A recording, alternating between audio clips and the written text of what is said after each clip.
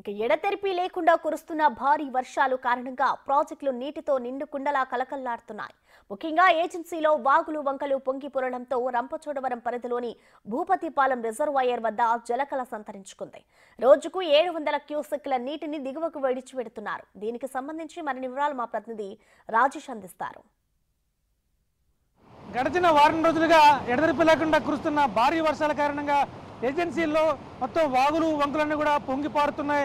ప్రస్తుతం మనం రంపచోడవరం పరిధిలోని భూపతిపాలెం రిజర్వాయర్ వద్ద ఉన్నాం. ఇక్కడ మొత్తం 6 గేట్లు ఉన్నాయి. గతంలో కూడా ఇప్పుడు గేట్లు తెచ్చే పరిస్థితి ఉండదు.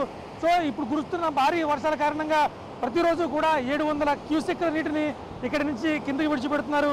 ఇక్కడి నుంచి ఈ రిజర్వాయర్ ద్వారా సుమారుగా ఒక 23 గ్రామాలకు సాగునీరు అందుతుంది. మొత్తం 11,000 ఎకరాలకు సంబంధించి సాగునీరు ఇక్కడి నుంచే వెళ్తుంది. అయితే ఇప్పుడు దాకా కూడా వర్షాలు లేకపోవడం వల్ల ఆయా ప్రాంతాల్లో ఇంకా పంటలు కూడా ప్రారంభించిన పరిస్థితి ఉంది. ప్రస్తుతానికి మాత్రం ఈ జలాశయాలన్నీ నిండు కుండలా కలకలాడటంతో రైతాంగం మాత్రం ఒకవైపు ఏజెన్సీలోని రైతాంగం అంతా కూడా సంతృప్తి వ్యక్తం చేస్తున్నారు.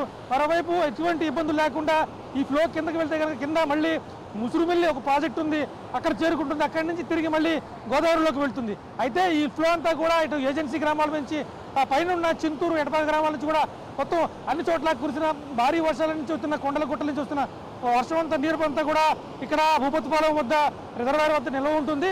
మొత్తం ఇక్కడ 6 గేట్లు ఉన్నాయి. 6 గేట్లకు సంబంధించి ప్రస్తుతానికి మాత్రం 3 గేట్లు మాత్రమే తెరిచారు గత 4 రోజులుగా. నిన్న రాత్రి ఒక్కసారిగా ఫ్లో ఎక్కువ కావడంతో ఒకసారి 6 గేట్లు తెరిచినప్పటికీ మళ్ళీ ఉదయం మాత్రం 3 గేట్లు క్లోజ్ చేసిన పరిస్థితుంది. ప్రస్తుతానికి మాత్రం 3 గేట్లు మాత్రమే తెరిచారు. దీని నుంచి 700 క్యూసెక్ నీరు కిందకి వెళ్తుంది.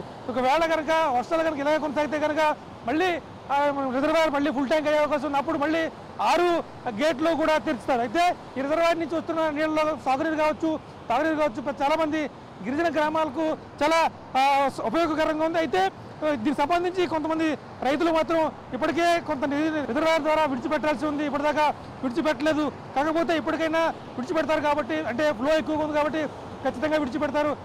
మళ్ళీ వ్యవసాయం అంతా కూడా తిరిగి పుంజుకుంటుందనే సంతృప్తి అయితే వాళ్ళు వ్యక్తమవుతుంది. మరోవైపు అధికార యంత్రాంగం కూడా దీని చుట్టూ ఉన్న గ్రామ ప్రజలను మాత్రం అప్రమత్తం చేశారు. ఏ క్షణంగా కనుక ఒకవేళ 6 గేట్లు తెరవాల్సి వస్తే దాని ఎఫెక్ట్ ఏదైనా గ్రామాలకు ఉంటుందా, ఆ గ్రామాల మీద పడుతుందా, ఆ గ్రామాలను కూడా ముందుగానే పునరావాస కేంద్రం తరలించాలి.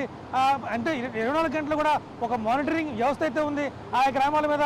అలాగే ఒకవేళ గుంపున గురైతే కనుక ఆ గ్రామ ప్రజలు లిఫ్ట్ చేసి పునరావాస కేంద్రం తరలించాలి. పునరావాస కేంద్రాల్లో ఏ రకమైన ఏర్పాటు చేయాలి అనేది మొత్తం అంతా కూడా చూస్తున్నారు. మొత్తం మీద చూసుకుంటే ఏజెన్సీ ప్రాంతం అంతా కూడా సుమారుగా 70 గ్రామాలన్నీ కూడా ఈ రిజర్వాయర్ మీద ఆధారపడి ఉన్నాయి. దీని మీద వస్తున్న తాగునీరు కావచ్చు. ఒకవేళ ఈ రిజర్వాయర్ కనుక మళ్ళీ కనుక వర్షం పెరిగితే మరింత ఎక్కువైతే కనుక 6 గేట్లు తెరిచే అవకాశం ఉంది.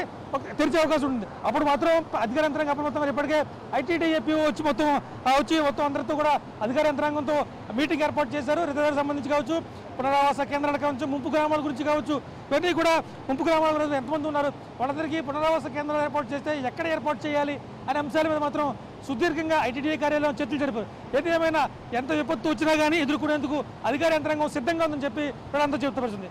నరసింకర్తో Rajesh, big TV, Bhupathipalem reservoir నుంచి.